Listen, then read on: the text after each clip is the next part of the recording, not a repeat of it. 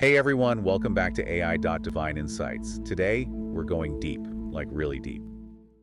Ever get that feeling like you're trying to, really understand something important, but you don't have time to wade through all the details? Oh yeah, for sure. Like you just need the core stuff, right? Exactly. And that's kind of what we're aiming for today with these excerpts from the book of Exodus. Okay. So we're looking at what happened to the Israelites right after they left Egypt. And it's like this incredibly formative period for them. There are all these challenges and pivotal moments that really shaped who they became. Makes sense. So think of this as like a crash course in understanding some of those major turning points, right? Like how they dealt with a really serious lack of water and the tensions that caused, and then this practical advice they got from like the most unexpected person. Interesting. And then, of course, there's this monumental encounter they have at Mount Sinai. Wow. So, ready to dive in? Yeah, absolutely. Let's get into it. So, right off the bat, what's striking about these texts is how, they no sooner escape this oppressive situation in Egypt, they're immediately hit with these like survival challenges. Yeah, it's like they go from one extreme to the other. Like, I mean, talk Yeah. about a reality check. I know, They've right? just experienced this massive liberation. Everything's different. And boom, they're dealing with the most basic human need, water. Right. The text says they traveled from the wilderness of sin and camped at Rephidim. But the big thing is, there was no water there for them to drink, Oh, wow.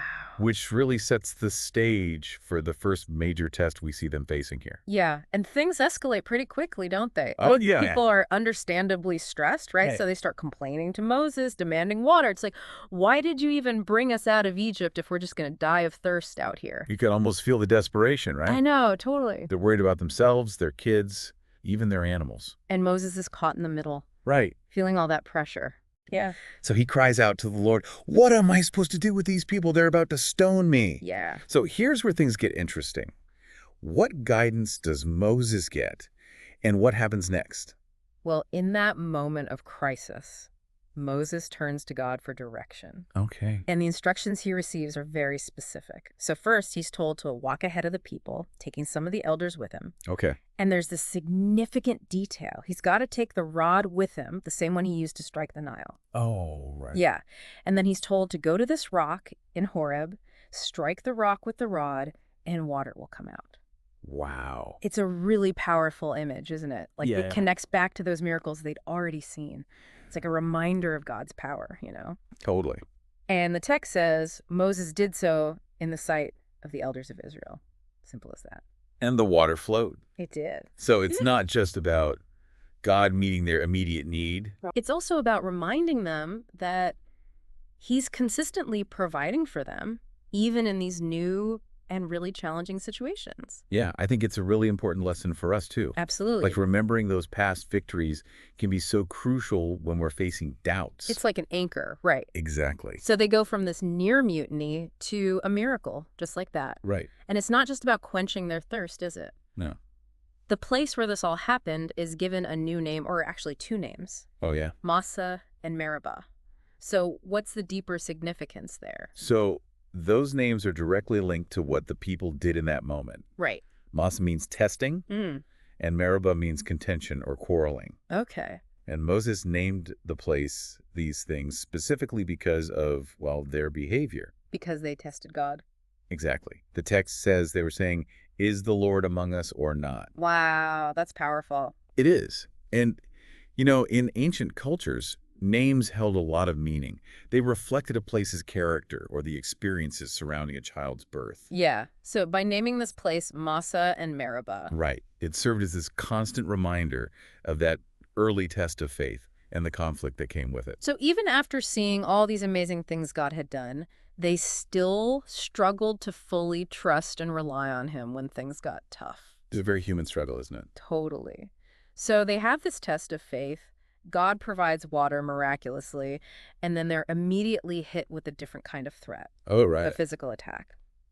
Amalek comes in and starts a war with Israel in Rephidim.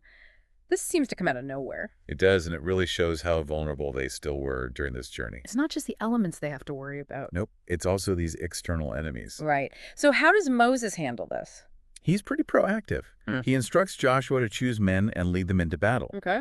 But meanwhile, Moses himself, along with Aaron and Hur, they go up to the top of a hill, and he's holding the rod of God in his hand. Interesting. What happens next? Here's where things get a bit symbolic. As long as Moses held up his hand, Israel was winning. But when he lowered his hand, Amalek started gaining the upper hand. Wow. So it's like his actions directly impacted the battle. Exactly. But it's not just about Moses' physical strength. Right. The text actually mentions that his arms got tired. Oh, of course. So it was really about this symbolic act, holding up the rod, which represented God's power and presence with him. It's like his raised hands were a conduit for God's intervention. Yeah, that's a good way to put it. So what happened when he got tired? Well, that's where Aaron and Hur come in. Okay. They helped him, supported his arms until sunset. Oh, wow. That's incredible. And because of that, Joshua was able to defeat Amalek. So it wasn't just Moses acting alone? No, not at all. It was this team effort. Right. It emphasizes how important that communal support is, that shared responsibility, even when it seems like one person is at the center. Yeah, that's a great point. And God's reaction to this victory is pretty strong, isn't it?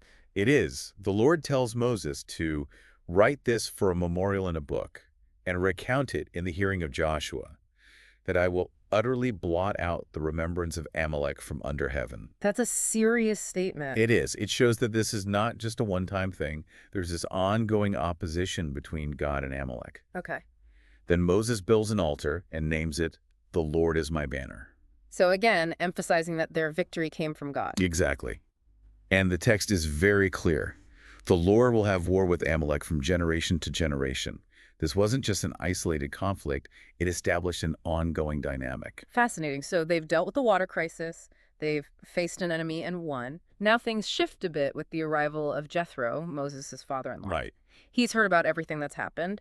What makes him decide to visit at this point? Well, he's heard about God's deliverance of Israel from Egypt. Okay. So he comes and he brings Moses' wife, Zipporah, and their two sons, Gershom and Eleazar. Oh, wow. A family reunion. Yeah, exactly. It's interesting that the text even gives us the meanings of their sons' names. Yeah, it does. Gershom means a stranger in a foreign land.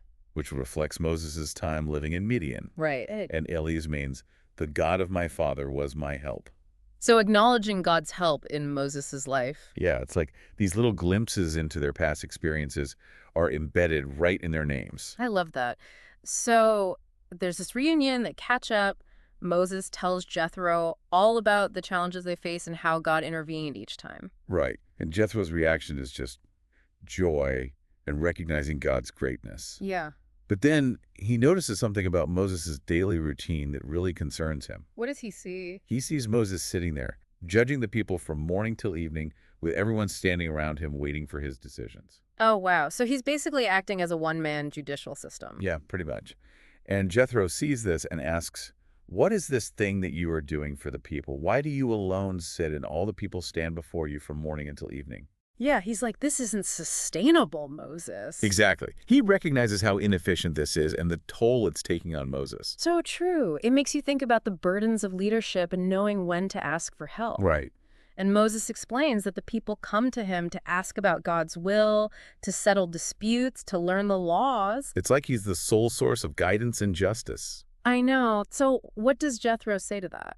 He tells him straight up, "The thing that you do is not good. Both you and these people who are with you will surely wear yourselves out.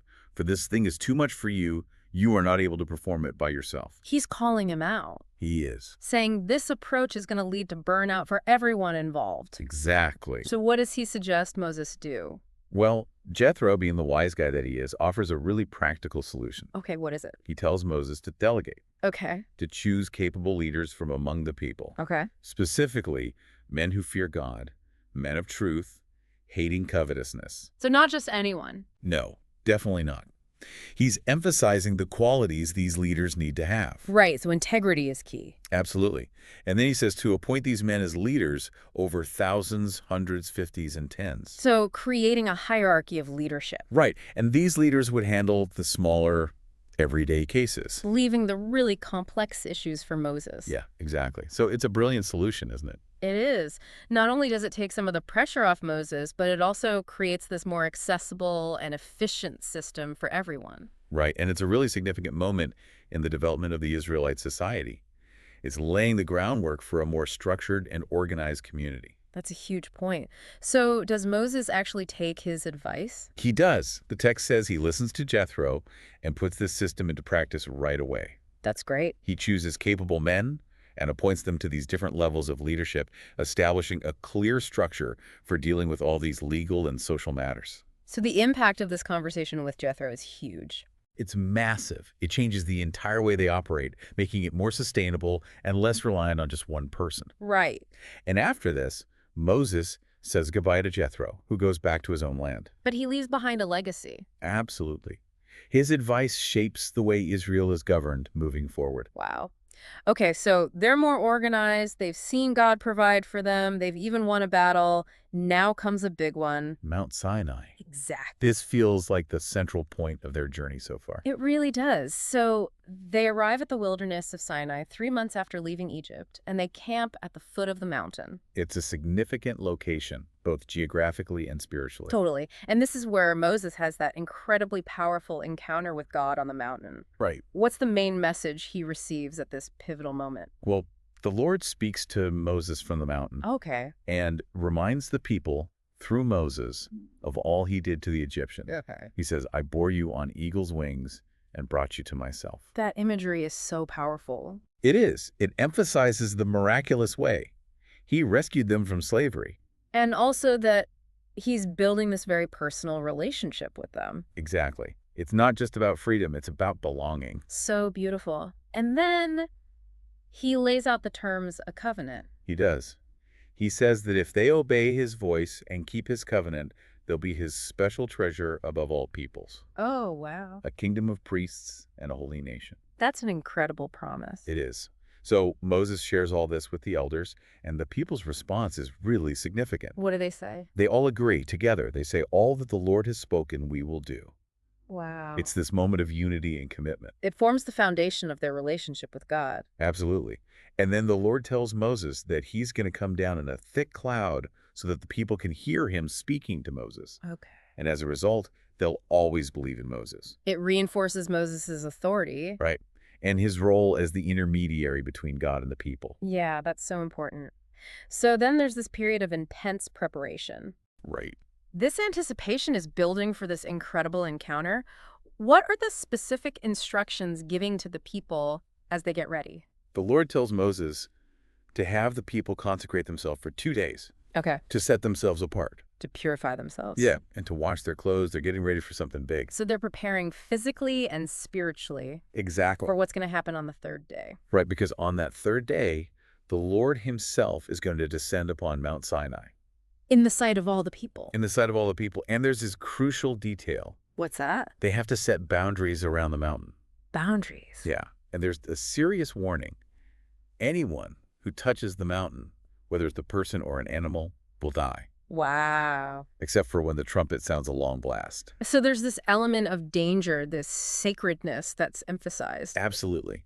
It highlights the awe-inspiring nature of this encounter. So Moses relays these instructions, consecrates the people, makes sure they understand the boundaries. Right. And then the third day arrives. The day of the encounter. The anticipation must have been incredible, and the description of God's arrival is just, wow. It's dramatic. It's powerful. It's meant to leave an impression. It is. So there's thunder and lightning. Okay. This thick cloud covers the mountain. Yeah. And then there's this incredibly loud trumpet sound. It's like something out of a movie. And the people, they're trembling with fear and awe. They're experiencing the power of God firsthand. They are. And then Moses leads them to the foot of the mountain. Okay. But the mountain is covered in smoke, like smoke from a furnace. Ah. And it's shaking violently because God is descending on it in fire.